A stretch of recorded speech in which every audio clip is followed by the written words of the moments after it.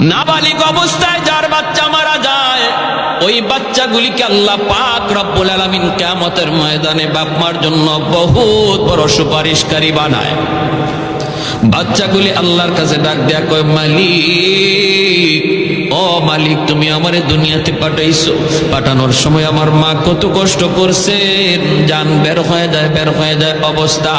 এরপরে আমি দুনিয়াতে আসলাম, এত কষ্ট আমি মাকে দিলাম, কিন্তু মার কোনো খেদমত আমি করতে পারলাম না, আমার মা ঋণ আমি শোধ করতে পারলাম না।